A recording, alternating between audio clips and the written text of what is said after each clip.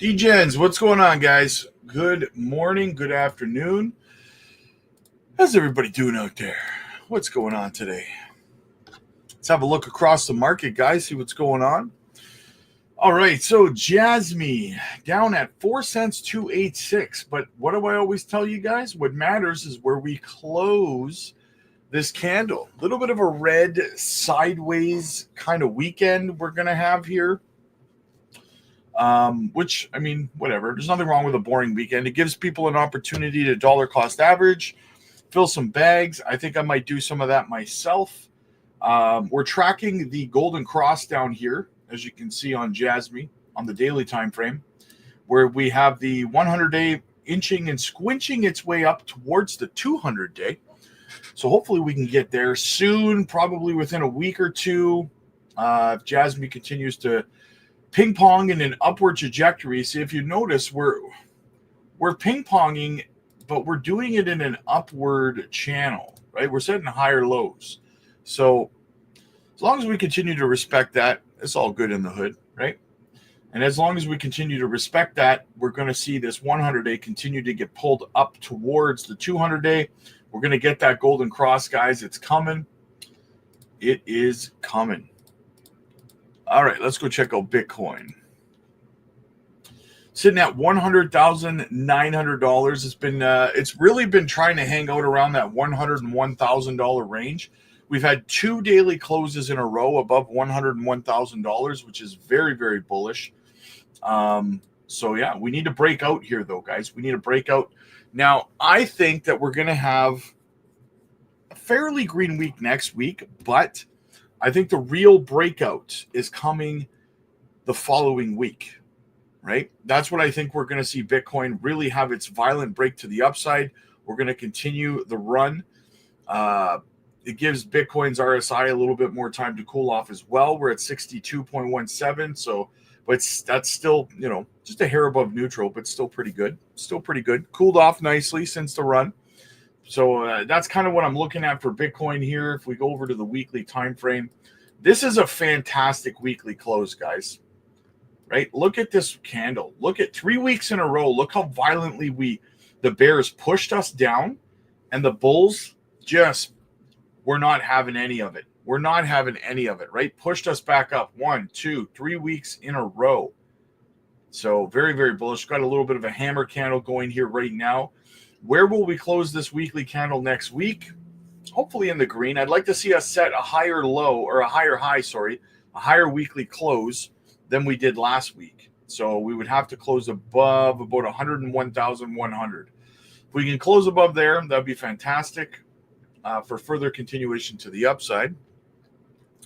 Let's get into the chat a little bit here. Guys, as always, make sure you're hitting the like and subscribe to the channel. It helps the channel grow. It costs you nothing. And I mean, it's a Christmas season, right? So, I mean, I'm asking you to do something that costs you absolutely nothing. So hook a brother up with that. That would be fantastic. So yeah. Danny, hey Rob, did you get the rest you needed? I hope you're feeling great today. We've hunkered down and we're waiting for the pump. This is exciting. Thanks again for showing us newcomers how it's done. Hey, Danny, no problem, brother. I'm feeling a little bit better. I still have a bit of a migraine going right now, to be honest, but I was definitely completely incapacitated last night with this migraine. I can still feel it. It's a little numb, but I can feel it back here. Hopefully it doesn't come back tonight. By the way, man, having Vegeta with the Motorhead mustache, that's a win, brother. That's a win. Hey Rob, hopefully you're feeling better today. I'm feeling better, my friend. I'm feeling better, Mohammed. Thank you so much. Sam, hello all. We're off to the holiday party. Happy holidays all. Merry Christmas. Have a fantastic party, my friend. Have a fantastic party. Hey Rob, thanks a lot for your videos and your knowledge considering joining the Patreon. I highly recommend that you do, my friend. I think that you would really, really enjoy the group video calls that we do on a nightly basis. They're a lot of fun, honestly. They're very, very educational. And you get to contribute to the conversation. You get to be heard in real time. You get to ask your questions. You might even be able to answer somebody else's question. And it's all done in a group video call in real time. So it's a lot, it's a lot better than just like we have the 24/7 live chat as well over there. But you know, it's not the same when you're typing, you know, to people and stuff, because you can't get the context of their tone. So when we're having these group video calls that we do every evening, which by the way, we're upping to 2 a day, then you can really get the context of what people are saying, and you can ask follow-up questions and understand what's going on, right? So it's a window of opportunity that I provide over on the Patreon for not only you guys to talk to me in real time, but also for you guys to talk amongst each other in real time too, because a lot of you guys have experiences, you know, in different unique scenarios and situations that are helpful to everybody. So I definitely would highly recommend jumping over to the Patreon, brother. We'd love to have you over there. 8 days till the run starts, micro dip. 8 days till the run starts. Are you ready? William's in the house. What's up, buddy? What's going on? River, how you doing, man? Good to see you. Dumb Money, he's back. The OG, the Alpha, the Rob Father, who is the most trustworthy and confident content maker of crypto. Thank you so much, brother. I did a little jab short at BitBoy there last night, because BitBoy did a hit piece on KASPA saying KASPA was worthless. And so basically what BitBoy likes to do is he likes to talk bad about popular projects to get engagement, right? To get people to engage with his videos. So he'll FUD things. And also I think he doesn't like KASPA because KASPA is a 100% decentralized fair launch project. So there's nobody who can pay him money. So there's no one that he can go to and say, hey, if you pay me money, I'll promote your project. Since there's nobody who can pay him money, he's going to FUD it instead, right? So for engagement, that's the way he operates. Either pay him money to talk good about it, or he'll FUD your project for engagement. Either way, that's how he goes for a win-win, right? So, but I took a shot at him last night, just saying, so BitBoy called the KASPA creators snakes. He said that if anyone who doesn't agree with the fact that he's saying that KASPA is worthless, they're either stupid or they're a snake. So it can't be that someone else might be right and he might be wrong. Anyone who doesn't agree with him is either stupid or a snake, right? So a snake. So this man's calling the creators of the project KASPA a snake. This coming from the man who brought you Bitcoin, who he's currently under investigation with the CFTC for creating, or not creating, but shilling to all of you guys and then rugging. And to call KASPA worthless, again, this is the opinion of a man who told you that Cardano was dead for months right before it pumped hundreds of percentages. So I might take my chances on KASPA and not listen to what BitBoy has to say. Guy's kind of a doorknob, right?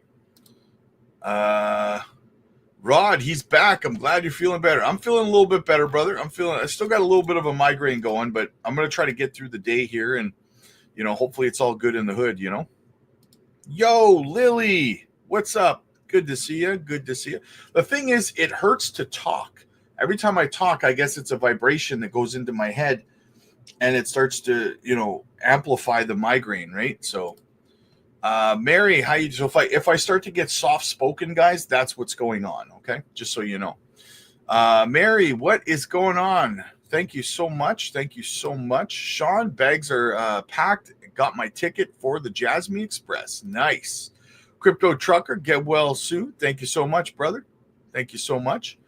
JE, invest some of your riches into acupuncture. I've thought about acupuncture. I've thought about like chiropractic too, but chiropractors, I was advised against it. So maybe I'll try acupuncture for sure. I'm open to that. I'm definitely open to that. Ankit, what's up, buddy? Good to see you, man. I'm doing a little bit better. Facts. He also called XRP and Cardano garbage and worthless years ago too. Yeah. And then all of a sudden he called XRP worthless, and now he calls himself the XRP Supreme Lord and Commander or some shit like that, right? So yeah, that's that's who's telling you, that's who's advising his followers, right? So I would seriously, if you're going to listen to BitBoy, I would seriously look at his track record throughout the years, and I would go from there because, yeah. Skylar, so great watching Jasmy holders grow steadily, getting steady. Yeah, we're almost at 82,000 holders. Just wait till the bigger content creators, wait till Jasmy hits 10 cents, guys. A lot of these content creators are going to start shilling it like crazy, the larger ones, and the wallet count's just going to go through the roof. Double from when I was watching 40,000 wallets. Yeah, it went fast, though. It feels like it went fast at the same time, though. Squirt Reynolds in the house. What's up, man? Pip-Boy's home wrecker.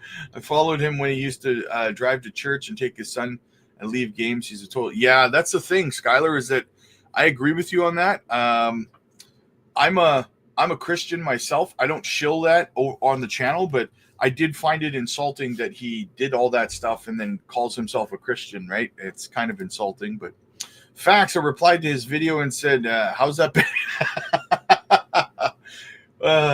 It's funny. That's hilarious, man, because the thing is, he won't even respond to anyone asking him about Bitcoin because he's being investigated right now by the CFTC, right? So he's terrified to even mention it, which is funny because when he first started shilling Bitcoin, I was saying, this is a security, guys. The coin itself is not a security, but at that time, we had got more clarity from the courts, and the way that Ben was offering Bitcoin was a security. He was promising in his live streams that he was going to do things to increase the value of the token.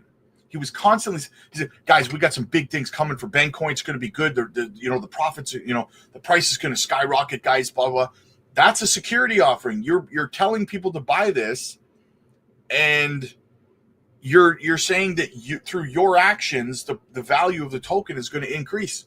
That's a securities offering. I was saying that about Bitcoin back when he was doing that, right?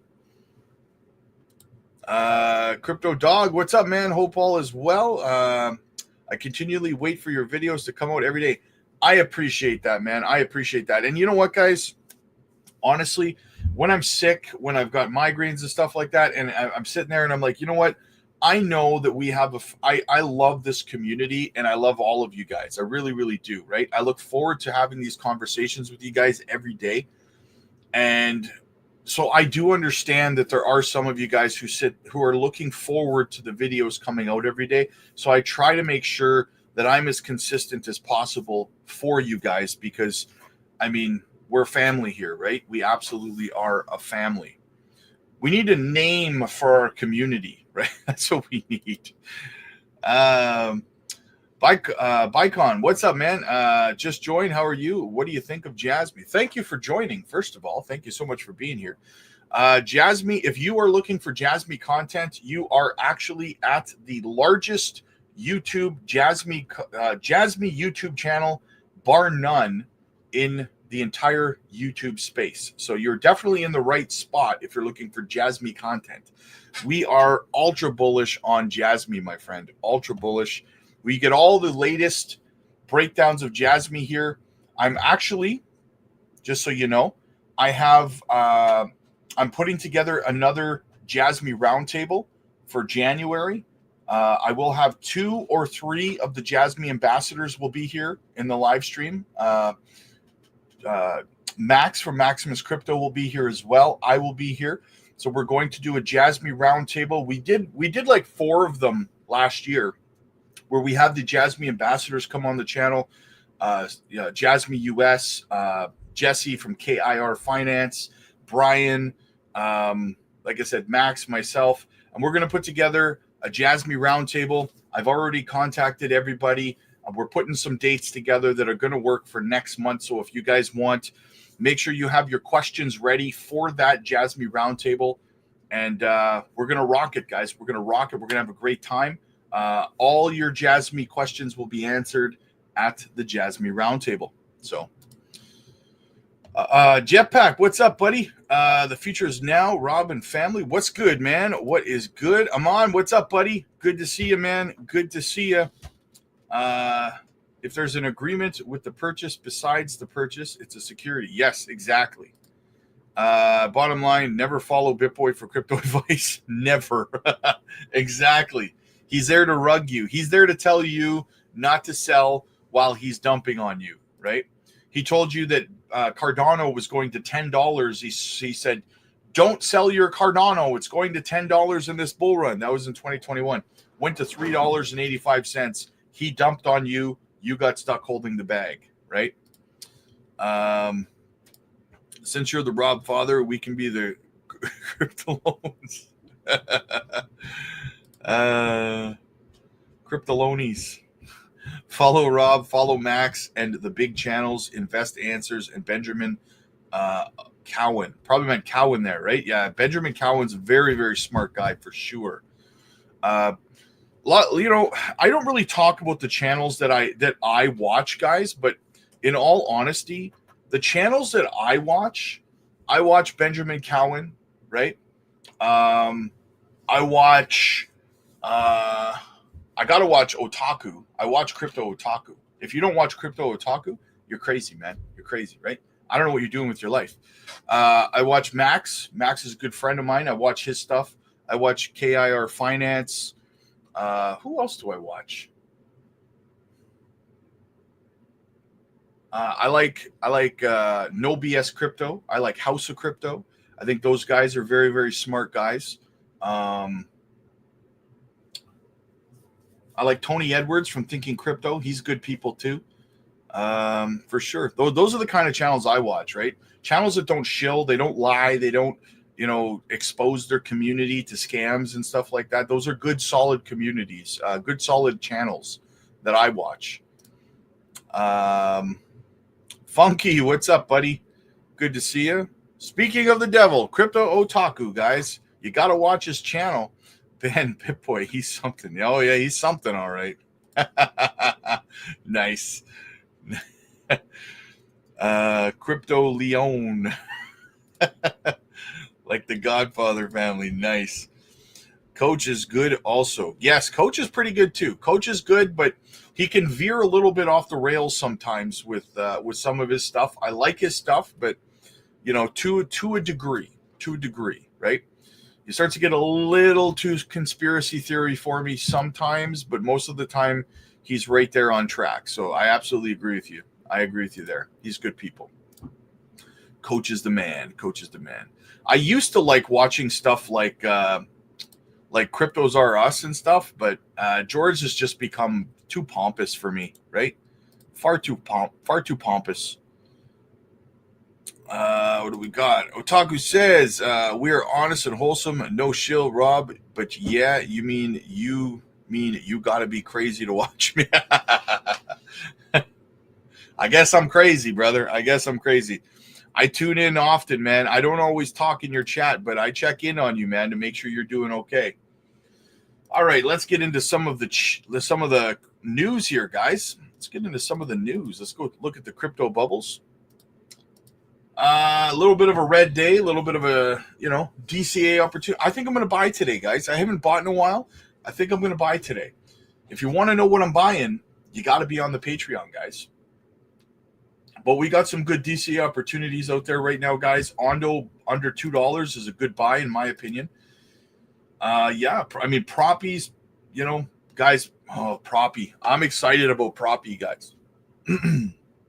Proppy and Lofty are two projects we're going to be looking into very, very heavily in the next bear market, right? Projects like Proppy and Lofty for sure. Guys, if you want help building a fresh portfolio in the bottom of the next bear market, guys, you got to get over to the Patreon, because this is something that we're working at right now. We're going to build as a community some solid portfolios for everybody. We're going to start our way with blue chips, building a solid foundation, and it's going to be a maximum ROI portfolio, guys. I highly recommend you do not try to do it on your own. Get over to the Patreon, man. You're going to want to be a part of building those portfolios. So yeah. So it's some good DC opportunities out there right now, though, guys. Really is. I hope you guys are taking advantage of the situation. All right, what do we got? Let's get into some of the news here. We got some videos to get through. Anthony Pompliano says Bitcoin will keep going up as long as the government keeps printing money. Oh, check your screen, please. Will you look at that? The Nasdaq has yet hit yet another all-time high, 20,039. That's where we are now. Plenty of green on your screen. Have a look at Riot Platforms, why don't you? They just purchased 5,117 Bitcoin for $510 million. Investors kind of like that. The stock's up 6%. Well, where is Bitcoin right now? Holding at about $100,000. 100,782 to be precise. Look who's here. A Bitcoin guy, a market guy. Anthony Pompliano joins us. Bitcoin's just had the second best month of the year after Trump's win in November. Okay, this is the Trump Bitcoin rally. Does it have legs?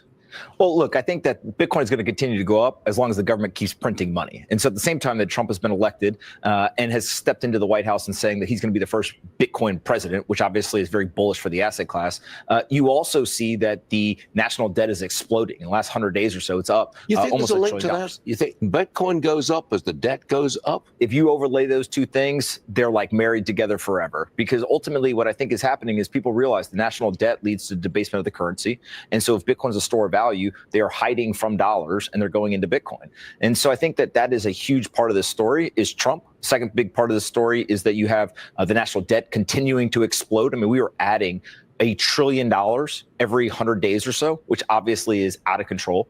And then the third thing is now you have with the political coverage, the regulation coverage, and then this kind of backdrop of the national debt exploding, you have tons of financial institutions and corporations who are saying, well, hold on a second, let's go buy a lot of Bitcoin. So you have a finite asset with tons of demand coming in, and that's leading to higher prices. Okay, that's the Trump Bitcoin crypto rally. What about the Trump stock rally? We've had a beautiful rally from on the market. Does that have legs? Does it continue?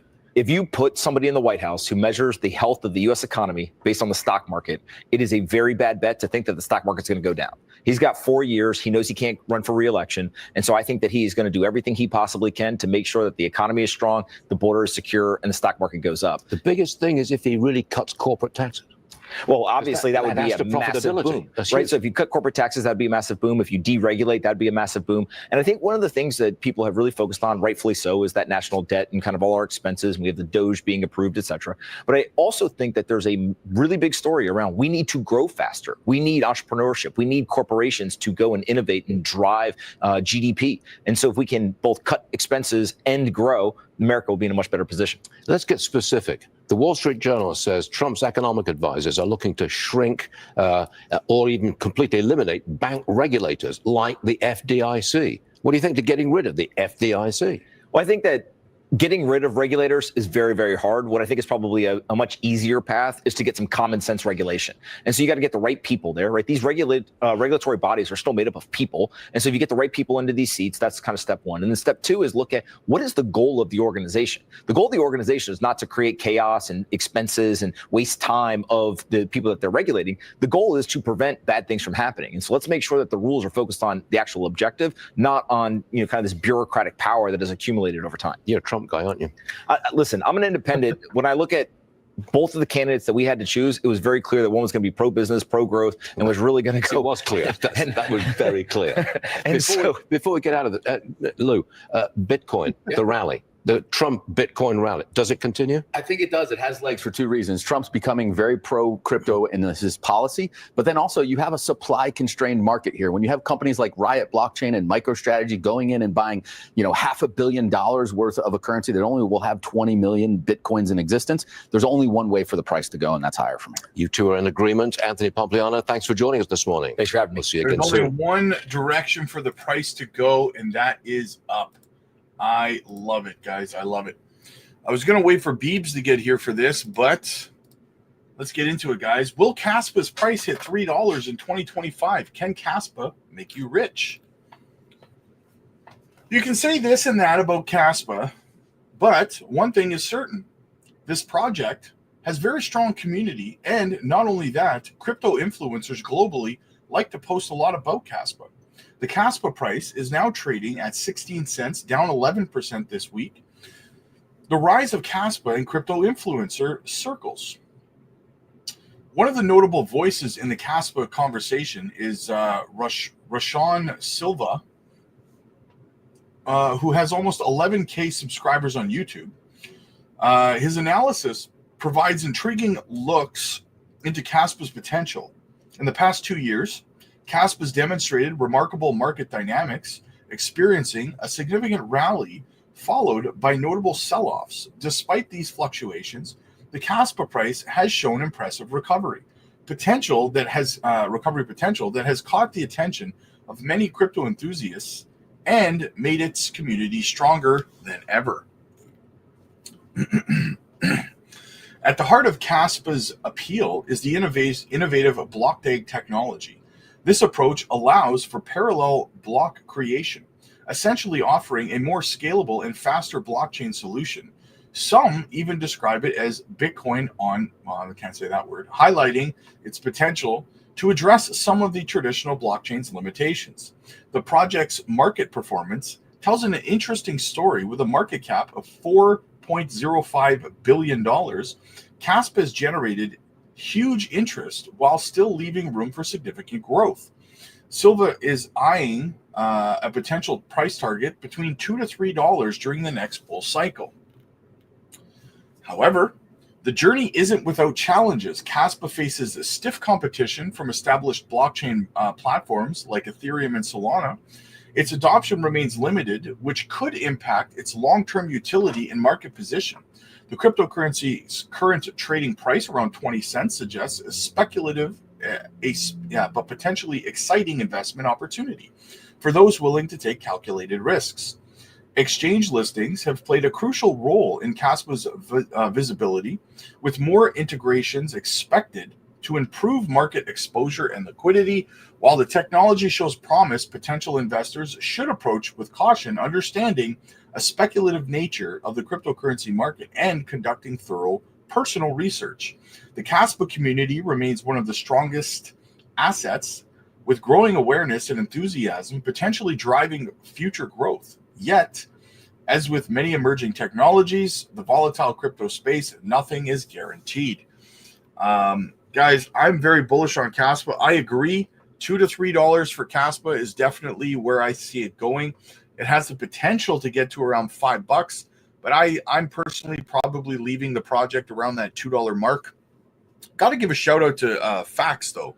Facts over Feelings. Facts brought this project to the channel like 2 years ago, right?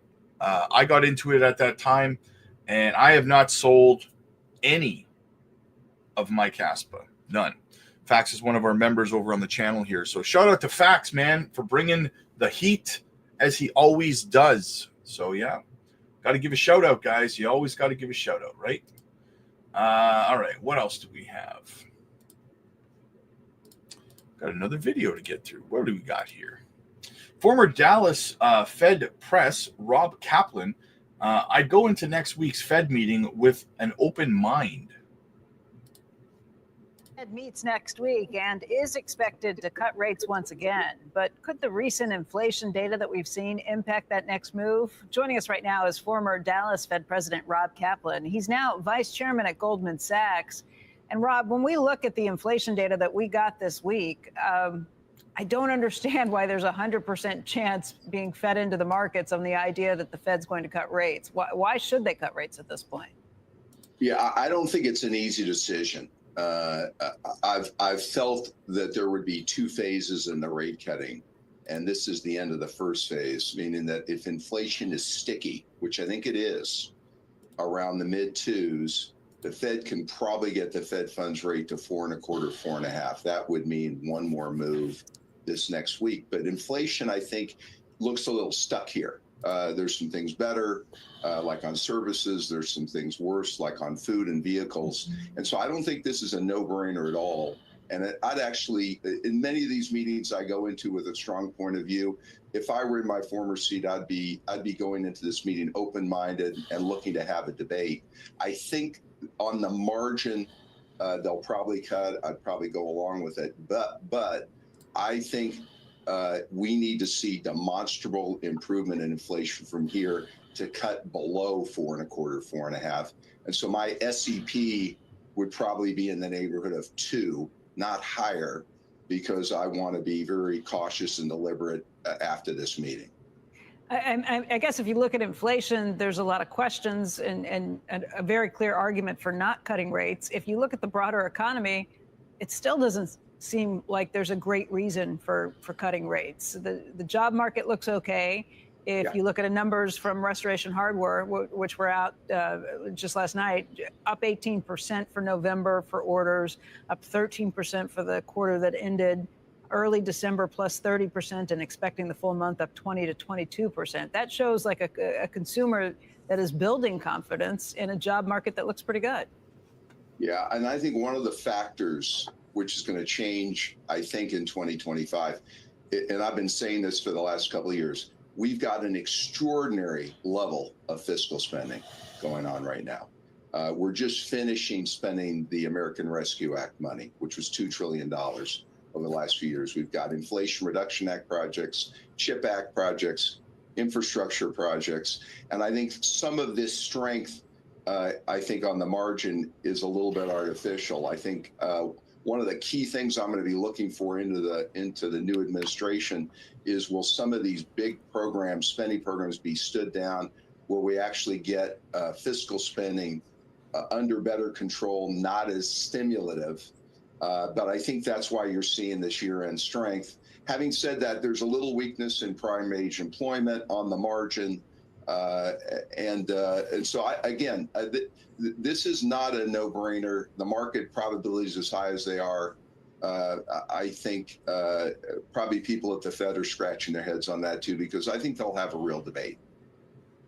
So, I mean, that's what I mean, a real debate. You've lined up a whole lot of reasons not to cut. What are the reasons to cut?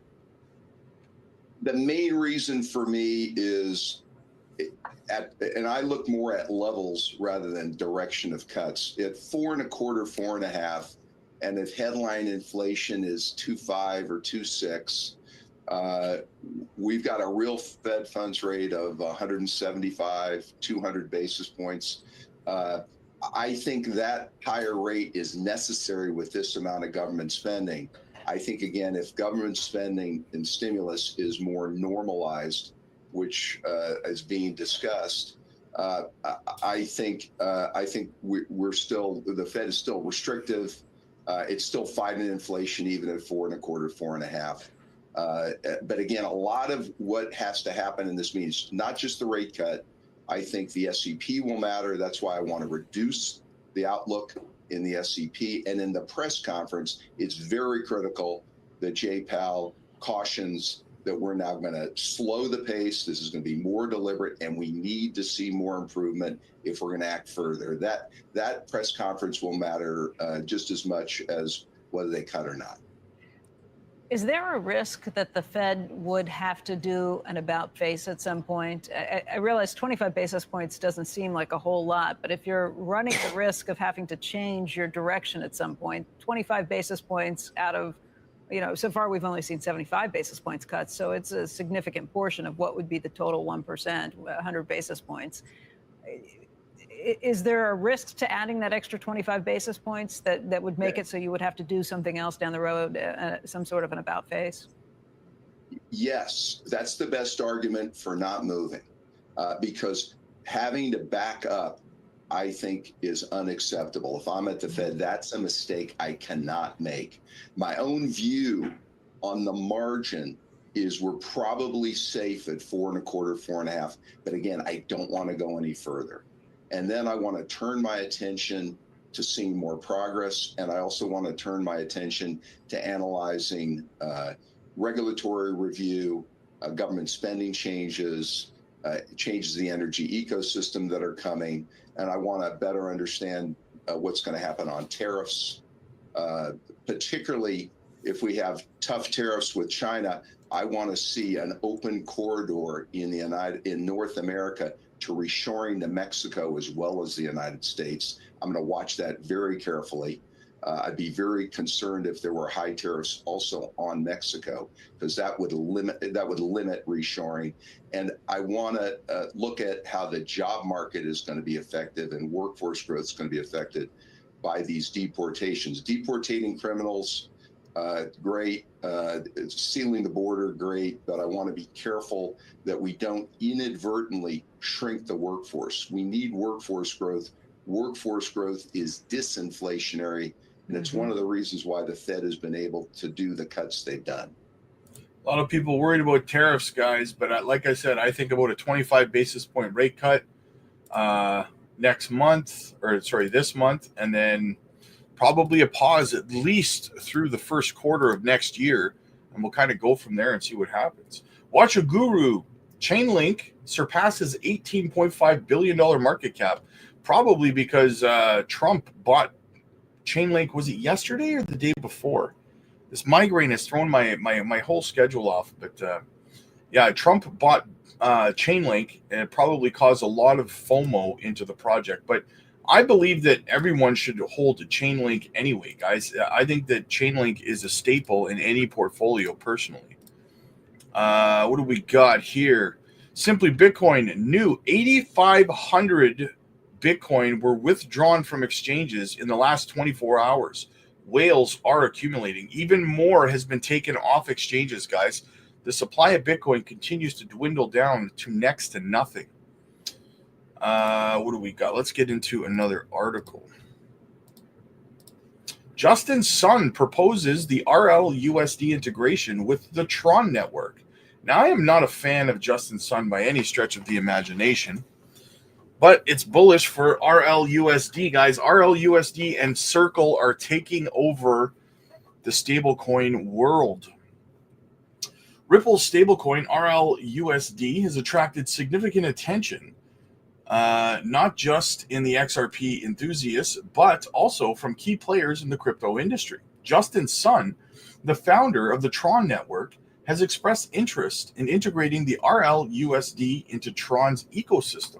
This potential collaboration signifies a pivotal step in expanding RLUSD's adoption and utility across multiple blockchain networks. You're going to start seeing RLUSD as an option on exchanges, guys, really soon here. In my opinion, you'll start to notice it. Justin Sun took to social media to initiate discussions with Ripple CTO David Schwartz, aiming to explore the possibility of hosting an RLUSD on the Tron network. The move highlights Tron's ambition to collaborate with established players like Ripple and enhance its position in the evolving crypto landscape. Besides Ripple, Sun's outreach underscores a broader trend of cross-platform partnerships with the industry. Similarly, Charles Hoskinson, the founder of Cardano, has also engaged with Ripple's team, pointing to growing interest in the RLUSD and Ripple's broader initiatives. As the final month of Q4 progresses, the crypto market sustains its bullish trajectory. Bitcoin, a bellwether for market trends, has delivered a strong performance over the past month, closing September, October, and November with consistent gains. Significantly, projections for Bitcoin's price at the end of Q4 range between $110,000 and $270,000, fueled by sustained market optimism and increasing adoption. Consequently, altcoins like Ripple's XRP and Tron's XRT are also experiencing heightened expectations, supported by innovations like the RLUSD. Ripple's RLUSD stablecoin is poised to become a transformative asset with the crypto space.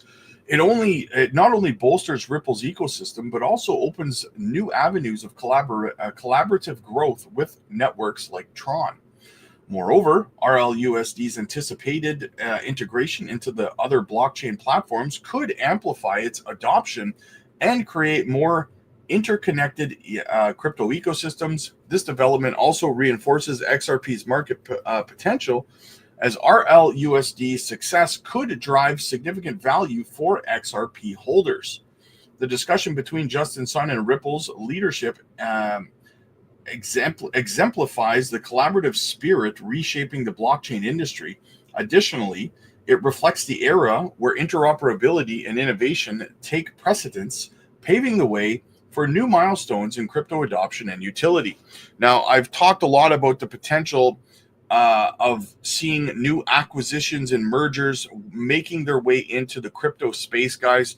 It's a very common thing in stocks, and I think we'll start to see it over time here in crypto as well.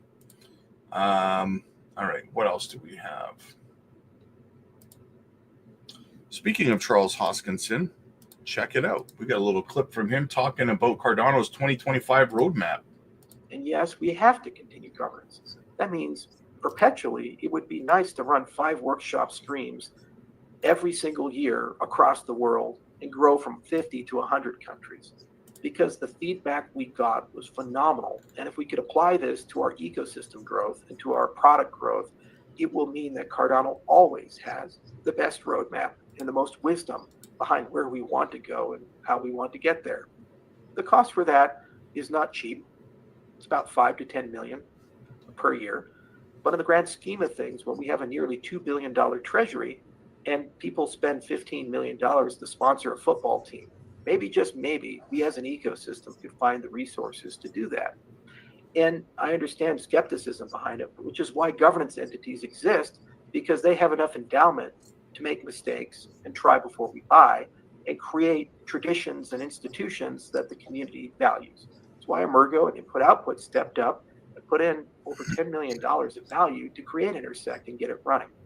And yes, I fully appreciate many people say that it's bureaucratic, and many people say that it's slow moving and ineffective at times.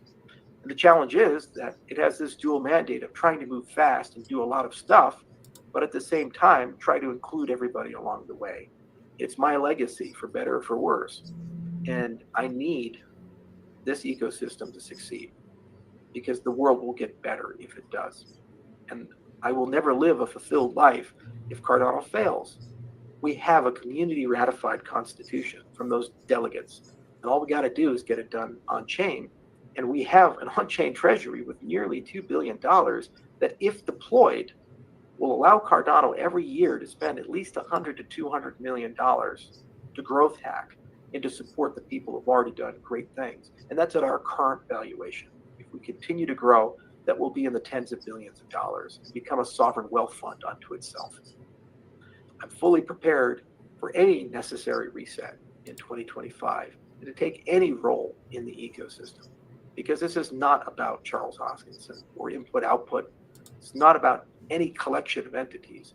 This is about the protocol, Cardano, and where Cardano needs to go and how we get there as an ecosystem.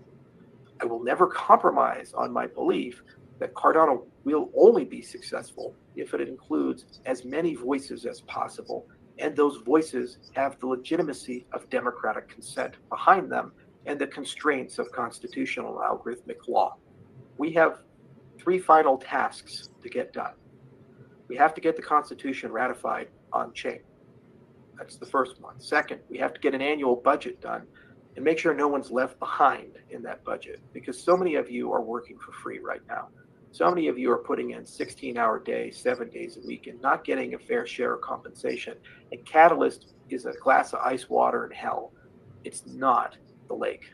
You need to get out of that. We need to get to an annual budget process. And third, the entire Constitutional Committee needs to be elected. The interim committee's term ends next year and will be replaced by people 100% approved by the community as a whole. I have a mission. We have to get things done. So I'm fully prepared and willing to work with the Solana Foundation. I'm fully prepared and willing to work with Vitalik and Ethereum. Fully prepared and willing to work with pretty much anyone from Bankless. I love his passion, guys. I love his passion. I love that he's bringing crypto communities together. We're trying to work with Ripple, trying to work with Solana, trying to work with Ethereum. Speaking of stablecoins, Coinbase is delisting USDT Tether because of MiCA non-compliance for their stablecoin regulations in Europe. So we've been talking about that a lot, guys. Tether slowly getting removed as a primary player in the stablecoin space. More and more companies are following MicroStrategy's lead.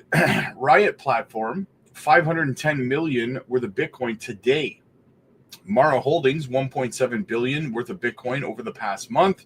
Hut 8 raising 500 million allocated sum to Bitcoin purchases. Semler Scientific, 147.1 million worth of Bitcoin since May. Guys, it is happening very, very quickly. Let's go have a look over at the Bitcoin dominance as well. This is going to help us figure out what is about to happen with the market. So that's the DXY. Let's go have a look at BTC dominance. All right. She's setting a higher low right now. She's going. Kind of looks like Bitcoin dominance is kind of trying to form a little bit of a bull flag here, right? Kind of looks like that's what we got going on here on the Bitcoin dominance. So will we see another leg up? If we break out of here, somewhere between 58 to 60%. I think Bitcoin dominance is going to continue to work its way to the upside. Bitcoin's not done yet, guys. Bitcoin is not even close to being done. All right, what else do we have? We got one more article to get through. Let's get through that. So Garlinghouse backs Musk's criticism of the SEC. In a significant expression of solidarity, Ripple's CEO Brad Garlinghouse has publicly supported Elon Musk's recent critique of the U.S. SEC. This endorsement comes in the wake of escalating tensions resulting from the SEC chair Gary Gensler's recent action targeting Musk, drawing attention to the complex relationship between influential figures and technology and finance and regulatory bodies. I wonder if Elizabeth Warren has pointed her weapon of Gary Gensler at Elon Musk because she's salty. Musk labeled the SEC as a political tool and accused it of conducting dirty work, coinciding with a notification sent to his company, Neuralink. So, I mean, people, come on, right? Musk criticizes the SEC and labels it a tool, a political tool, doing the dirty work of dirty Democrats, and right away he gets a notification sent to his company from the SEC. Guys, seriously, why are we allowing bureaucrats to behave in this manner, right? It's very clearly personal, not business, and that's not what the SEC was designed for, right? His comments have sparked reaction from the range of political leaders and advocates with the cryptocurrency community. Garlinghouse echoed Musk's sentiments, expressing shared discontent with the regulatory body, especially in light of Ripple's ongoing legal battles regarding the status of XRP. As calls for clearer cryptocurrency regulations intensify in the United States, various experts and political figures are scrutinizing the implications of regulatory frameworks. Law professor Corey Liu raised concerns about the SEC's actions, claiming it has exceeded its jurisdiction by enforcing corporate governance policies from NASDAQ. Meanwhile, presidential candidate Vivek Ramsey criticized the SEC for its ongoing legal challenges, suggesting these defeats undermine its credibility. Senator Mike Lee also weighed in, declaring the SEC cannot be trusted as an independent entity. Such statements reflect the growing dissatisfaction with the SEC's oversight, particularly regarding its effects on the cryptocurrency landscape. Support for Musk from Garlinghouse emphasizes a potential shift in how regulatory bodies engage with the cryptocurrency sector. This collaboration signals a demand for more adaptable regulatory frameworks, a key consideration for market participants as discussions about the SEC's enforcement strategies continue to unfold. Gary Gensler just does not know when to call it quits, guys. All right, let's get into the chat. See what everybody's talking about. Let's go back over to the daily here on Bitcoin. All right, let me just scroll back up here. Find where I was.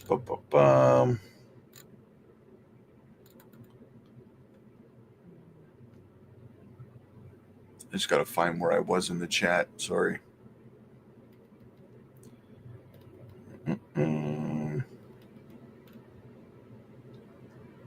All right. Squirt Reynolds. What's up, buddy? Got to be humble with all the gains we're going to make because it can bite you in the butt down the road. Absolutely. Skylar, I hate the intro with George. I am George. We're all George. No, we're not all George, you pompous douche. Well played, sir. Well played. Compounding is your friend in all positive aspects of your life. Absolutely. It's basically 2025. George is a zombie now. Exactly. Yeah. 100%. Hey, Rob, what do you think about VeChain and how high can it get this bull cycle? I do like VeChain. I hold a little bit of VeChain in my mother-in-law's portfolio. As for a price target, I don't think it'll quite hit $1, to be honest with you. Not quite. But I haven't really put too much thought into where VeChain could go. But I don't think it'll break $1, to be honest. The market cap's pretty high on it. I mean, it's possible, but I'm bullish on the project. It's just there's other projects, other IoT type projects with lower market caps where you could make better ROI. But VeChain is a blue chip that that is a good hold in any portfolio, though. Kat, what's up, man? Good to see you. Good to see you. Holmes is in the house. What's up? BMO, Jasmy to $1.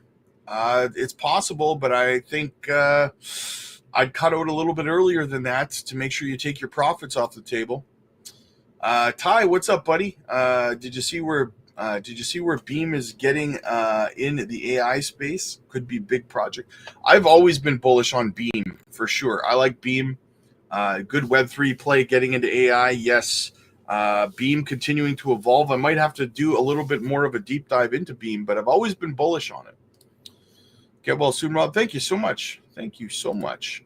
Where do you think Veracity will go this cycle? I mean, I used to hope for $1, but I don't think it'll quite get there, to be honest with you. I'd start pulling profits in a similar aspect of where would be pulling profits on a project like Jasmy, to be honest with you. Orion Chain is an AI gem. Nice. I'll have to look into that. I will have to look into that. Big Watch Dude, what's up, buddy? Studio Tech in the house. What's going on? WF Capital, the family's all here. We're just missing Boomer and Beebs. Aaron, what's up, buddy? WF Capital, not selling Jasmy till 2030. Nice. I dig it, man. I dig it. I actually have a video coming out this afternoon talking about that. So you might want to make sure you watch that one. Apple has licensed the Sony PS5 controller for Apple exclusive game system. Jasmy's going to be all in tech. Yeah, absolutely. That is IoT written all over it, brother. IoT written all over it. All right, guys. Well, listen, that's the news. That's the chat, guys. Make sure that you hit the like and subscribe to the channel. It helps the channel grow. It costs you nothing. And yeah, it would be absolutely amazing. So yeah, just click like if you like this video, click subscribe if you really liked it. I will be live over on the Patreon, guys. Listen, one of the things that makes the Patreon unique is I open a window twice a day now over there. It's a group video meeting session that we do over there twice a day. We're going to be doing twice a day, where you can get all your questions answered in real time. You can ask follow-up questions, not only with me, but with the entire community as a whole. There's a lot of educated people over there, from veterans to beginners. Everyone's learning something constantly. And it's very unique because, listen, when you're typing back and forth in the Discord or something, it's kind of hard to read people's context when they're talking, right? In this way, you're able to understand better the meaning behind what they're saying and stuff, because you're not just reading text. So get over there, join our group video calls, guys. We do them every day, like I said. We can help you with your exit strategies, your profit taking, all that stuff and more. If you don't have a plan to take profits, if you don't have an exit strategy in this bull run and you're new to crypto, my friend, you're about to get destroyed. I know, listen, there's a reason that 95% of people in crypto don't make money, right? I know that you're thinking there, you're new, and I've been new. Everyone's been new to crypto. So you're sitting there thinking, 95% of people in crypto don't make money. but I'm going to figure it out. I'm smarter than all of them, right? What makes you different than everyone else who's new to crypto? You don't have a plan. You're just going to wing it. Get over to the Patreon. We can help you design an exit strategy, a profit-taking plan, and we can make sure you're getting out with your profits intact, guys. You can also schedule one-on-one coaching sessions with me personally. So get over to the Patreon. The link is down below. And yeah, again, click like if you like this video. Click subscribe if you really liked it. And I will see you guys. If you're on X, give me a like. Guys, follow me on X. Come on. Hook a brother up, right? I'll see you guys tonight at 8 p.m. Central for the regular live stream. Deuces.